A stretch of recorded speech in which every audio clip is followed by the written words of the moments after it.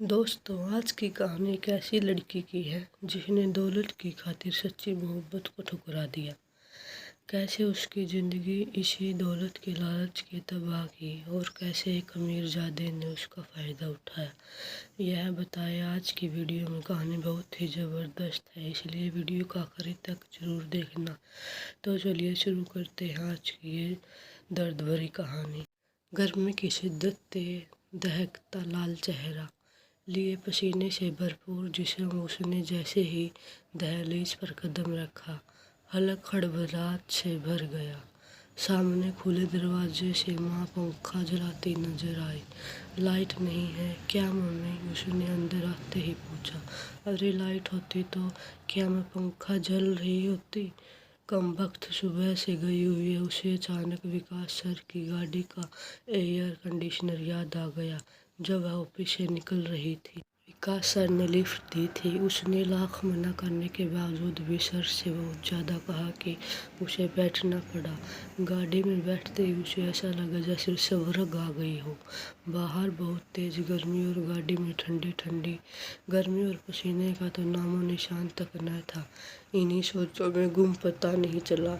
उतर जाए बेटी, आ गया आपका घर। जी जी जी सर, यह चौकी। सॉरी, मुझे पता नहीं चला सर। कोई बात नहीं, इट्स ओके सर ने कहते हुए गाड़ी आगे बढ़ाई। घर में बस दीपा और मम्मी ही थी। बाबा जवानी में ही दुनिया छोड़ गए थे। रिश्तेदार थे ही नहीं और दूर पार के थे, कभी तो किसी की खबर ही नहीं ली। बाबा के स्वर्गवास के बाद मम्मी ने बहुत मुश्किल से सिलाई कढ़ाई करके घर चलाया और दीपा को पढ़ाया लिखाया। दिन रात सिलाई का काम करके मम्मी की नज़र बहुत कमज़ोर हो गई थी, इसलिए दीपा को जॉब करना पड़ा।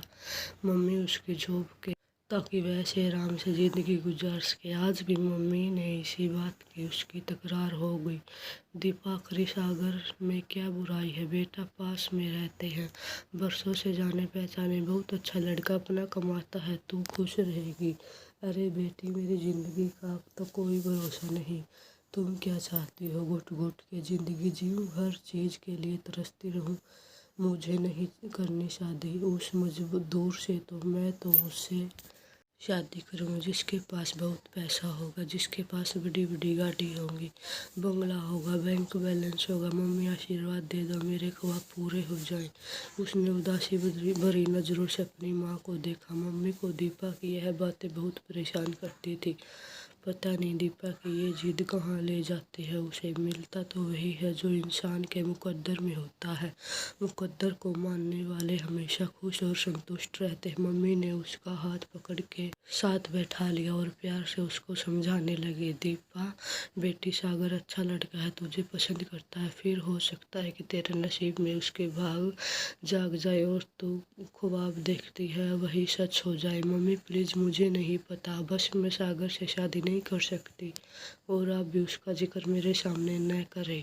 यह कहकर वह ऑफिस चली गई। मम्मी पीछे उसके अच्छे नसीब की दुआएं करती रही। मौसम बहुत मस्ताना हो रहा था। सरसराती हल्की सी खून की भरी हवा आठ गेलियाँ करते हुए बादल। कितना दिन सनी मौसम था। उसने भरपूर अंगड़ाइयाँ ली, नज़र बराबर की मुंडेर के उस पार जा ठहरी। दिल एक बार ही धड़कने लगा। लम्बों में मुस्कुराहट ने छुला ली। आंखें खुद ब खुद चकमाने लगी। वह उदासीन से कागजों पर जो कि कुछ लिखने में व्यस्त थी, वह चुपचाप उसे तहकता गया। नज़रों से हल्की सी झलक में वह चौकी पलट देखा। हलक हड़बड़ाहट से भर गया। कुछ देर तक एक दूसरे को तहकते रहे, दोबारा कागजों पर झुक गई। शाम के 5 बजे के बाद वो छत पर आ गई थी। मौसम अच्छा था, कमरे में दम घुट रहा था। पता होता सागर छत पर है तो कभी ना आती। यही सोचते हुए उसे नफरत से झुकाना पड़ा। सागर ने उसको पुकारा मगर उसकी हालत में नज़र भी फर्क नहीं पड़ा। यह दांत किन की चांग रह गए। सागर ने उसे इतनी जोर से पुकारा कि वो उछल पड़ी। पथरीली नजरें उस पर जमाई, कुछ सोच कर उठी और मुंडेर के करीब चली गई। सागर का दिल धड़कने लगा। वह सपाट सा चेहरा लिए खड़ी थी। क्यों? वह क्या बात है, ऐसे क्यों देख रहे हो? शर्म नहीं आती किसी के घर में झांकते हुए? फिर कभी मुझे ऐसे आवाज़ नहीं देना, समझे? घटिया इंसान। सागर की मुस्कुराहट होठों से गुम हो गई। वह इतनी कड़वे शब्द की उम्मीद नहीं कर रहा था। दीपा इतनी बदतमीजी से बोलेगी उसे पता नहीं था। वह जब भी इस तरह बात करती सागर इग्नोर कर देता था, फिर मजाक समझ कर टाल देता। मगर आज सागर को लगा कि वह कुछ ज़्यादा ही घमंडी है। उसकी इज्जत के परखच्चे उठाती रही। तमीज से बात करो मैडम, तुम समझते क्या हो खुद को? अरे ऐसी मैंने क्या बात कह दी जो मेरा स्वभाव बुरा लगा तुमको? तमीज और तुमसे हूँ, तुम हो ही क्या जो तुमसे तमीज से बात करो? इतना किसी इंसान को ना गिराओ कि नजरें उठाने के काबिल ना रहो। वो आहिस्ता से कहकर नजरों को ओझल हो गया। फिर वह चमत्कार हो गया जिसके ख्वाब वह वर्षों से देखती आ रही थी। रोहित उसके बॉस का बेटा था। बॉस को हार्ट अटैक की वजह से डॉक्टर ने रेस्ट करने को बताया। उसकी जगह उसके बेटे ने ऑफिस संभाल लिया। रोहित अमीर बाप का बिगड़ी हुई औलाद। घूमना फिरना, नशा, शराब, यह सब उसके शौक थे। छुछोरों बंद की खूबसूरत दीपा उसे पहले दिन ही अच्छी लगी। आहिस्ता आहिस्ता फ्रेंडशिप बढ़ने लगी। दीपा को पैसे का लाख शौक सही, मगर वह एक संस्कारी और शरीफ लड़की थी और उसने कभी कोई गलत काम नहीं उठाया था अपनी ख्वाहिश पूरी करने के लिए। रोहित भी यह बात जान गया था कि तभी उसने दीपा पर मोहब्बत का जाल फेंका और वह ना समझ लड़की उसकी चालाकी समझ न सकी। दोस्ती वह काफ़ी हद तक बढ़ चुकी थी। साथ ऑफिस में चाय पीना, घंटों में बकचोद बातें करना, कभी बहुत खूब संवाद करके उसके साथ ले जाना, घूमना फिरना। दीपा को रोहित का साथ अच्छा लगने लगा। दोस्ती बढ़कर मोहब्बत तक आ चुकी थी। अब वह खुलेआम दीपा से इंतजार मोहब्बत करना, कीमती तोहफे देता। उसकी दया दिली बढ़ने लगी और फिक्रमंदी में, रोहित मुझे तुमसे ज़रूरी बात करनी है।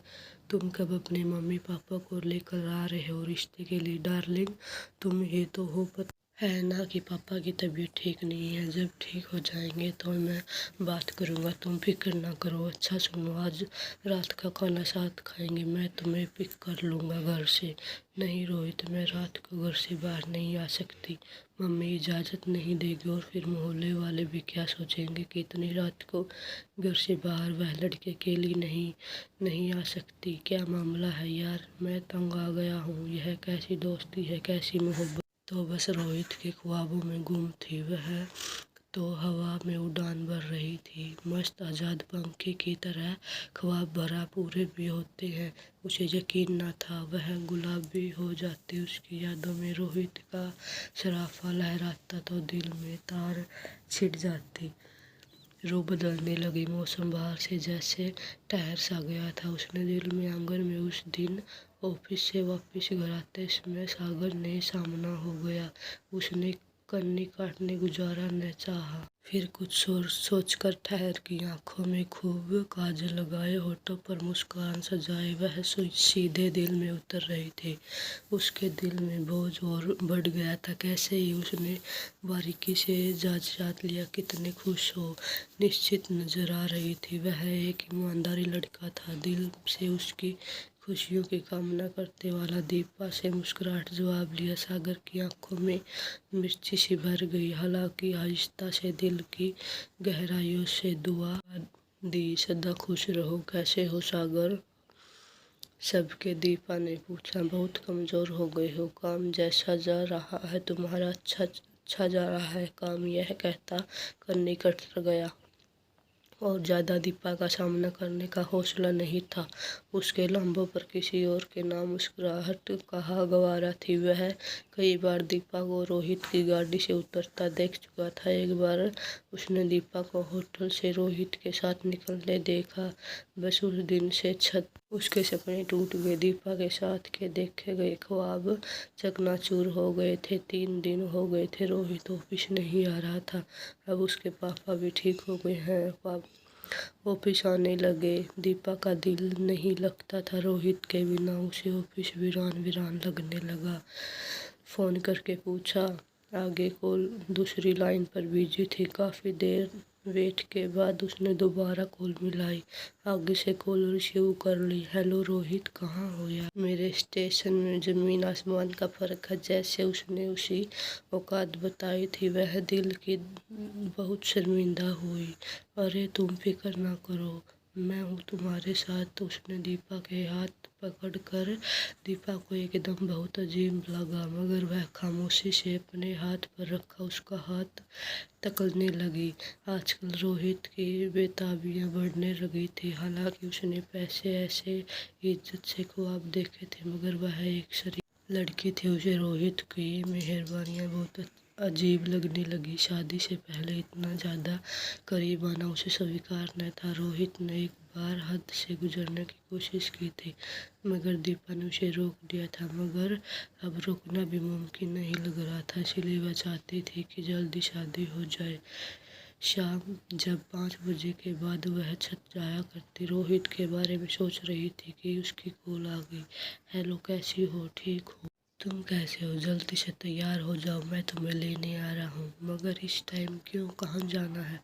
उफ, एक तो तुम सवाल बहुत करती हो। मुझे नहीं पता, तुम बस जल्दी से तैयार हो जाओ। मुझे तुमसे शादी के बारे में बात करनी है और एक सरप्राइज भी है। वह शादी का नाम सुनकर बहुत खुश हो गई। क्या तुमने पापा को बात कर ली? तुम मिलोगे तो फिर बताऊंगा।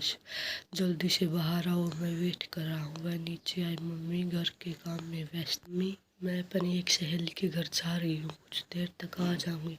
मगर बेटी, यह कौन सा टाइम है बाहर जाने का? मम्मी, दूसरी गली में तो है उसका घर, आ जाऊंगी। यह कहकर वह अपने रूम में आ गई। अगली जिंदगी में रोहित का साथ और उसके ज़्यादा उसकी दौलत, ऐशो इशात, उसके ख्वाब सच्चे होने जा रहे थे। इंसान की नाकाम जिंदगी की शुरुआत जब की होती है, जब वह औकात से बढ़कर ख्वाब सजाता है। और ख्वाब सजाना बुरा नहीं, बस ख्वाब में रहना बुरा है।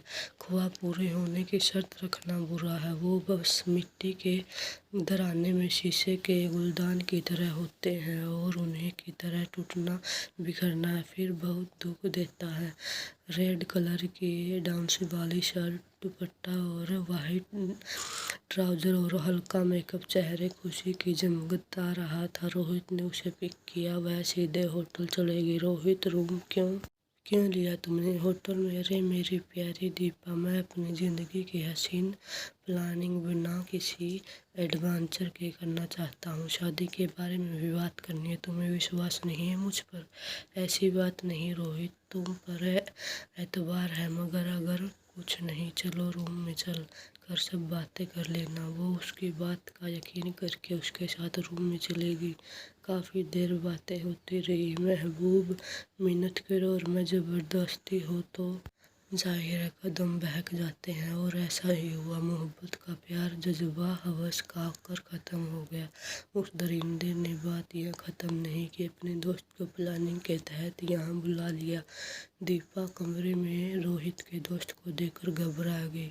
रोहित, यह कौन है? यार, यह मेरा दोस्त है, तुम इसको खुश कर दो, यह तुमको खुश कर देगा।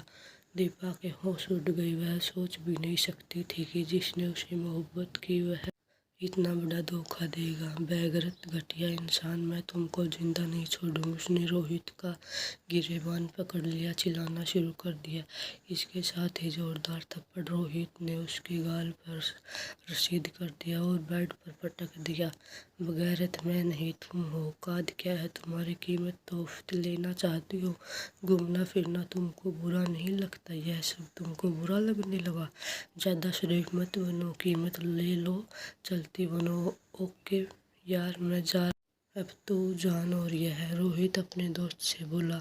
अभी वह बात ही कर रहा था कि दीपा ने दरवाज़ा खुला होने की वजह से बाहर दौड़ लगा दी। वह पकड़ने के लिए पीछे भागे, मगर होटल में बहुत ज़्यादा भीड़ होने की वजह से उनको वहीं रुकना पड़ा। वह उस लड़की की वजह से किसी मुसीबत में नहीं पड़ना चाहते थे।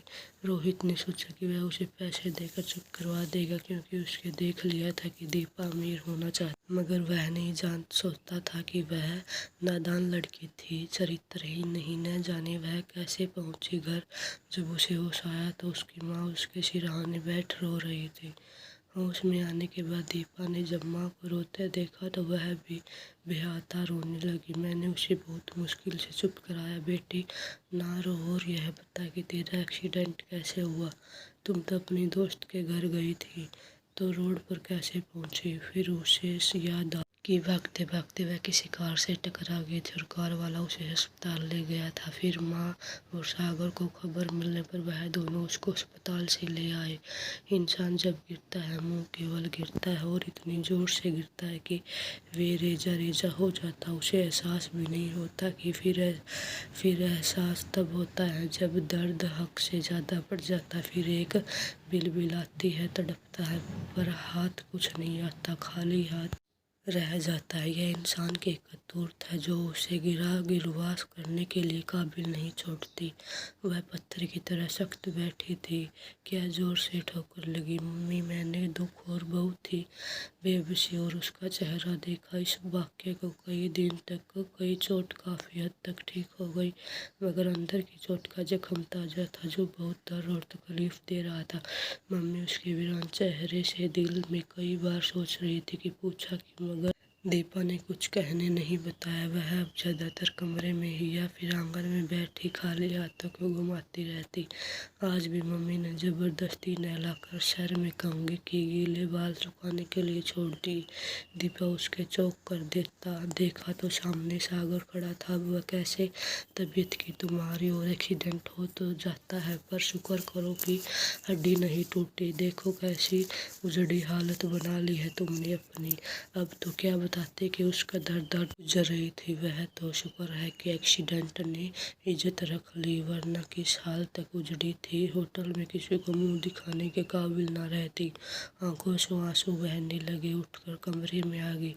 आज और शिकत एहसास हो गया है कि वह दौलत के पीछे भागती थी। सच्ची मोहब्बत करने वाले तो उन चीज़ों की परवाह ही नहीं करते। उसको एहसास हो गया कि सागर उसे सच्ची मोहब्बत करता है, मगर उसने उसे खो दिया। अपने हाथ अपनी खुशियाँ बर्बाद कर ली थी। अब वह चाहते हुए भी सागर की मोहब्बत का जवाब मोहब्बत से नहीं दे सकती थी, क्योंकि वह नादान जरूर थी मगर धोखेबाज हरगिज नहीं थी। हमसे पर अगर मोहब्बत करने वाला हो तो ज़िंदगी का कठिन सफ़र भी गुजर जाता है, लेकिन अक्सर दौलत और हुनर के पीछे भागने यह बात समझते और इस तरह माल और हुनर के लालच में सच्ची मोहब्बत करने वालों को खो देते हैं।